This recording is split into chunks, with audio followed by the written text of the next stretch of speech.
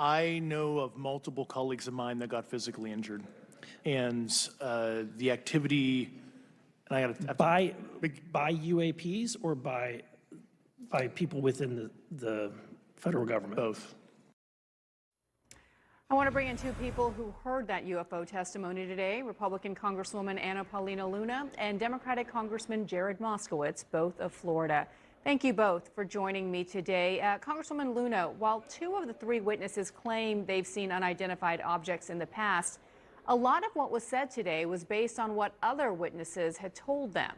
So why should you or the public believe what they said? Well, I want to start by saying that this really all started as a series of events. Initially, myself, Representative Burchett, and Representative Gates were actually denied access to information at Eglin Air Force Base in a follow-up of whistleblower testimony to Representative Gates' office. And upon pushback, I actually saw with my own two eyes evidence of UAPs at Eglin Air Force Base. But also, too, it's important to note that both Grush as well as the other witnesses were not only extensively vetted, but also some of the most, I'd say, viral videos that have come out, the gimbal and the Tic Tac video, were actually filmed by two of those three witnesses. And then referencing Grush, we actually requested a skiff so that we could hear that privileged information, and we were denied access to that. And I think that Representative Moskowitz is going to be penning a letter to ensure that we get access to that skiff for that briefing. Well, to that point, Congressman Moskowitz, no government officials testified at the hearing today, and one of the witnesses alleges that the government is covering up its research on UFOs. Do you believe that to be the case? I do, and it's not that they didn't testify because they weren't invited. No one wanted to participate.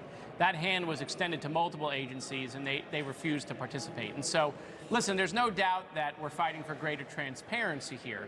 I mean, that's what this is about. I mean, you have these pilots who are decorated veterans who have interacted with things that they can't explain, that are beyond the technology that they were flying, where you're talking about speeds that, you know, the human body would not be able to sustain, G-forces that they would not be able to sustain. And so, you know, when you hear that from reliable witnesses under oath in Congress, you know, that matters. And so when you hear from Grush that obviously in his previous job, you know, he worked with people who have worked with these UAPs, and that there are weapons programs that are unsanctioned off the books.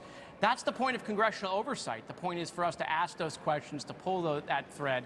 And if we have to get into a classified setting to do it, so be it. But this is really about disclosure. We understand there's national security implications. No one's trying to jeopardize that. But that can't be a shield that the American people don't get to learn the basics. So, Congressman Moskowitz, sticking with you, what are some of the bipartisan efforts that you're working on to have the government be more transparent on this issue? Well, number one, first of all, we got to protect our whistleblowers on this, so there could be whistleblower legislation that comes out to protect them. I think, obviously, talking about getting Grush into a skiff so that we can hear the classified information, getting the document he submitted to the Inspector General, he referenced that several times today. I mean, there's some talk on Capitol Hill about maybe doing a select committee. Obviously, that would be up to the Speaker of the House to do that with subpoena power, and we can start subpoenaing people. I mean, so these are some of the things that are currently being discussed. Obviously, we just came out of that hearing. Members are already starting to talk about the next steps. And that's what's important here. What's important is that this is not just a one-day hearing, that we have follow-up. And I think you hear from, you know, Congresswoman Luna and others that this is a bipartisan, bicameral, nonpartisan sort of stuff that's happening on Capitol Hill, which, by the way, is somewhat unique. And that's why I think you're going to see it move faster than some other issues. Yeah, it is notable to hear that some of these witnesses were just nervous about testifying for fear of a stigma being attached to them from what they saw or what they heard. Congresswoman Luna, let me ask you about what doesn't seem to be a bipartisan issue here, and that is House Speaker Kevin McCarthy floating this idea of an impeachment inquiry of President Biden. Is that something that you would support right now?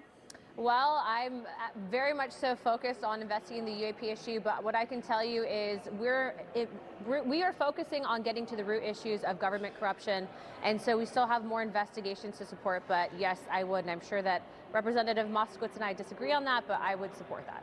You would support it? Correct. Based on what? based on the evidence that we've seen brought forward through bank transactions, records, and also too, we're taking testimony and deposition, I believe on the 31st of this month, from an associate with Hunter Biden that apparently worked through business transactions and dealings in regards to being present when the then now president was called. So do you think there's enough evidence to prove a crime here? I believe so, yes, based on what I've seen. And then also too, mind you, we have a very important job to make sure that everyone, regardless of party affiliation, is being held accountable. You can't sell access to your position. But again, going back to what happened today, today was historic for bipartisan support and legislation potentially to investigate UAPs, and we hope to focus on that in this interview. Congressman Moskowitz, I can't leave you without offering you an opportunity to respond to what you just heard from Congresswoman Luna. Well, obviously, this is where we part ways on what we think the next steps are. I mean, look, I think obviously there's more that we're going to learn about, what Hunter did or did not do, but that's completely separate from Joe Biden. There's been no evidence presented that this has anything to do with the president. Anyone who's been a parent knows that sometimes our kids do stuff, and that has nothing to do with us. And so at this juncture, I think there's no basis for an impeachment inquiry. Look, President Trump obviously is in a little bit of trouble. I think we've read a little bit about that.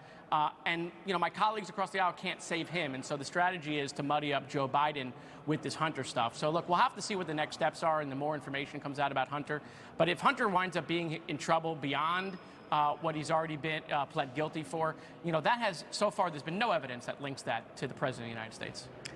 Well, Congressman Jared Moskowitz and Congresswoman Anna Paulin Luna, thank you so much, and keep us posted on your bipartisan inquiry into UAPs. We appreciate the time. You guys better cover it next time. Yes, thank you. Thanks.